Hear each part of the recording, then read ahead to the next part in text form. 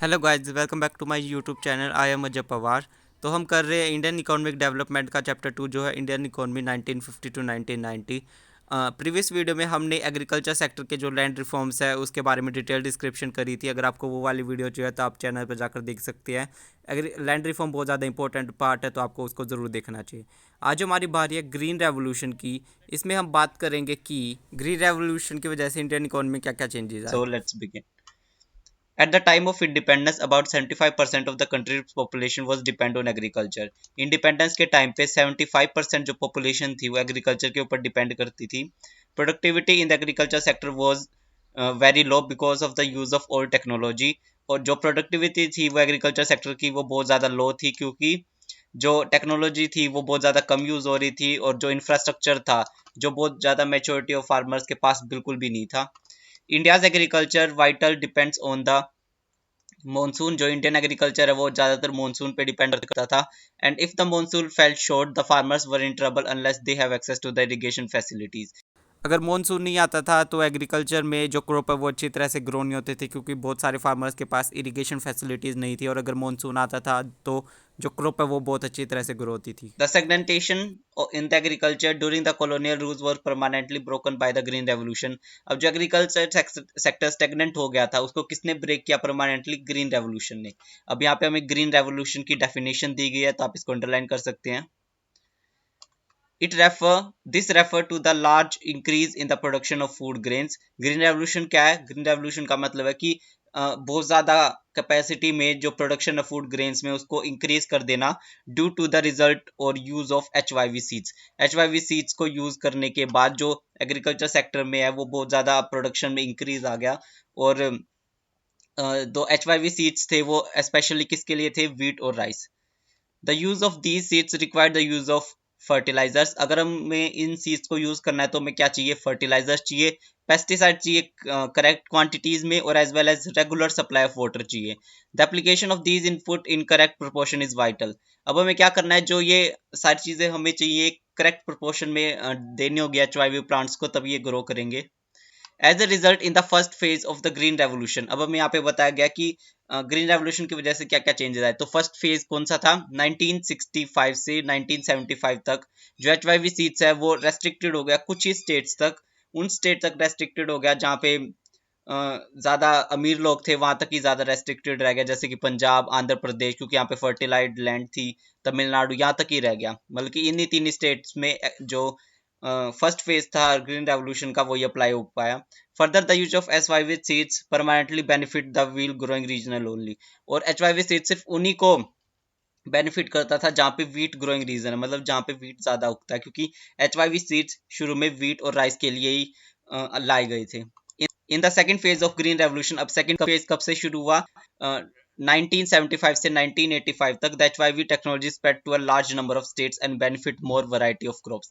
HYV technology है वो जो सेकंड फेज में क्या हो गया था, वो बहुत ज़्यादा नंबर ऑफ स्टेट्स तक फैल चुकी थी और वो बहुत सारे क्रॉप्स को अपने अंडर ले चुकी थी. पहले सिर्फ वीट और राइस के लिए था, अब बहुत ज़्यादा क्रॉप्स इसके अंदर आ गई थी.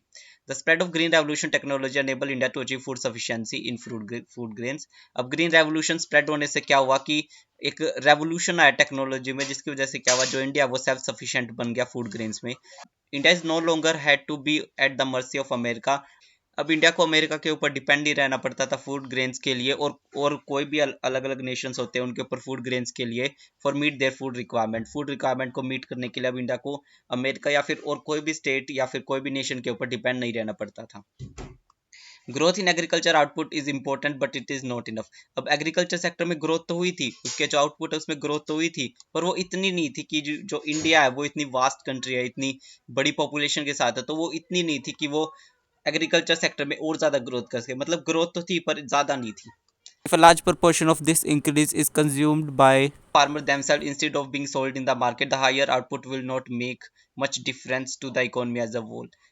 अगर वो फार्मर्स उसको खुद ही कंज्यूम कर लेंगे और मार्केट में सोल्ड नहीं करेंगे जो, तो फिर भी जो हायर आउटपुट हुआ है तो वो कोई डिफरेंस नहीं बनाएगा, क्योंकि पहले भी जो फार्मर्स है वो खुद ही कंजप्शन के लिए ही वो कर रहे थे. अब अभी भी वो खुद ही कंजप्शन के लिए अगर प्रोडक्शन करेंगे तो कोई ऐसा डिफरेंस नहीं रह जाएगा जिसकी वजह से इंडिया में कोई चेंज आए. if on the other hand a substantial amount of agriculture produce is sold in the market by the farmers, अगर इसके अलावा अगर कोई भी अमाउंट एग्रीकल्चर प्रोड्यूस का अगर market, the higher output can make a difference in the economy, तो जो आउटपुट इंक्रीज हुआ है, जो प्रोडक्टिविटी इंक्रीज हुआ है, तो शायद कुछ चेंज आ सकता है इकोनॉमी में। अब यहाँ पे मार्केटेड सरप्लस की डेफिनेशन आ गया, very important for 1 mark question. The proportion of agriculture produce which is sold in the market by the farmers is called marketed surplus। अब एग्रीकल्चर प्रोड्यूस का वो प्रोपोर्शन जो मार्केट में सोल्ड कर दिया जाए, जो कंज्यूम ना किया जाए, उसे मार्केटेड सरप्लस कहते हैं। A good production of rice and wheat produced during the green revolution period available as marketed surplus were sold by the farmers in the market. अब एक अच्छा प्रोपोर्शन राइस और व्हीट का जो ग्रीन रेवोल्यूशन के बाद टाइम पीरियड में produce किया गया, वो फार्मर्स ने मार्केट में सोल्ड करना शुरू कर दिया।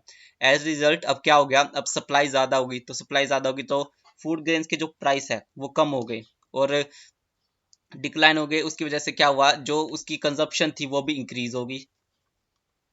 अदर आइटम्स ऑफ कंजप्शन, उन कंजप्शन के इस मुकाबले जो फार्मर्स कंज्यूम कर रहे थे उनके मुकाबले जो फूड ग्रेन्स के प्राइस है वो बहुत ज़्यादा कम हो गई थी। अब जो लो इनकम ग्रुप्स थे, जो पुअर, बहुत ज़्यादा पुअर फार्मर्स थे, अब उनको ज़्यादा परसेंटेज है वो फूड के ऊपर स्पेंड नहीं करना पड़ता था। The Green Revolution enabled the government to produce sufficient amount of food grains to build a buffer stock। अब ग्रीन रेवोल्यूशन से क्या हो गया, जो गवर्नमेंट है अब वो सफिशिएंट फूड ग्रेन्स को स्टोर कर सकती थी, उनका बफर स्टॉक बना सकती थी, ताकि जो फूड, अगर कोई भी फूड शॉर्टेज होती है तो वो वहाँ पे यूज हो सके। While the nation has immensely benefited from the green revolution, the technology involved was not free from the risk। अब यहाँ पे क्या कहा गया कि अगर नेशन ने ग्रीन रेवोल्यूशन से बेनिफिट लिया है तो जो ये टेक्नोलॉजी है वो रिस्क से फ्री नहीं है, उसमें भी बहुत ज़्यादा रिस्क है। One such risk was the possibility that it would increase the disparities between small and marginal farmers. अब ग्रीन रेवोल्यूशन का एक रिस्क क्या है कि वो इंक्रीज कर देगा डिस्पैरिटीज, गैप इंक्रीज कर देगा स्मॉल और बिग फार्मर्स में। अब ऐसे कैसे होगा, जो बड़े फार्मर्स है वो अफोर्ड कर सकते हैं इनपुट्स जैसे फर्टिलाइजर्स, पेस्टिसाइड और इरिगेशन फैसिलिटीज, बट जो स्मॉल फार्मर्स है वो ऐसा नहीं कर पाएंगे। तो उसकी वजह से क्या होगा, जो बिग फार्मर्स है वो ग्रीन रेवोल्यूशन का फायदा लेके और ज़्यादा अमीर हो जाएंगे और जो स्मॉल फार्मर्स है वो और ज़्यादा गरीब हो जाएंगे। तो इसकी वजह से जो डिस्टेंस है वो इंक्रीज हो जाएगा। Moreover, the HYV crop were also more prone to attack by the pest। अब HYV जो क्रॉप्स होती हैं वो पेस्ट के द्वारा ज़्यादा अटैक की जाती है, बल्कि जो नॉर्मल क्रॉप है उसके बदले। The small farmers were adopt this technology could loose everything in a paste attack. तो इतना HYV क्रॉप्स के ऊपर इतना पेस्ट अटैक होता था कि स्मॉल फार्मर्स है वो अगर इस टेक्नोलॉजी को अडोप्ट करेंगे तो वो सारी चीज़ें गवा देंगे अगर वो पेस्टिसाइड्स वगैरह यूज नहीं करेंगे। Fortunately these fears does not come true. अब यहाँ पे क्या, ये सिर्फ हमें रिस्क बताया गया पर ऐसा हुआ नहीं। ऐसा क्यों नहीं हुआ, क्योंकि गवर्नमेंट ने स्टेप्स लिए थे, इंपॉर्टेंट स्टेप लिए थे, जिनकी वजह से जो HYV क्रॉप्स है उनको बचाया जा सका। The government provides loan at a low interest rate to small farmers. अब जो गवर्नमेंट है वो लो इंटरेस्ट रेट पे स्मॉल फार्मर्स को लोन करती थी, और जिसकी वजह से क्या होगा, जो स्मॉल फार्मर्स है वो फर्टिलाइजर्स ले सकते थे और नीडी इनपुट्स को भी अफोर्ड कर सकते थे।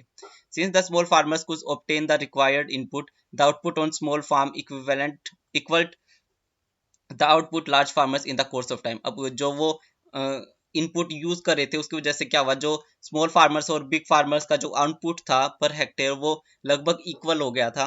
As a result the green revolution benefit more as well as rich farmers. और एज अ रिजल्ट इसका रिजल्ट क्या हुआ कि जो ग्रीन रेवोल्यूशन है उसने स्मॉल और रिच फार्मर्स दोनों को इक्वली बेनिफिट किया। The risk of the small farmers being ruined when pests attack their control are considerably reduced by the services rendered by the research institution established by the government।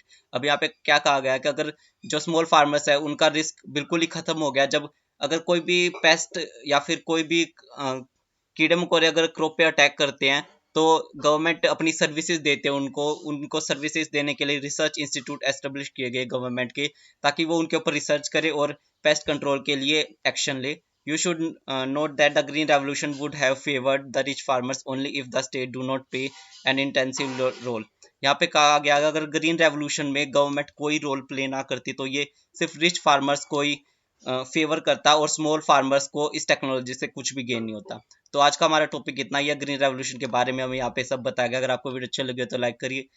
अगर आपको कोई भी doubt है तो आप comment box में पूछ सकते हैं। अगर आपको चैनल अच्छा लग रहा है तो सब्सक्राइब कर दीजिए। Thank you for watching the video.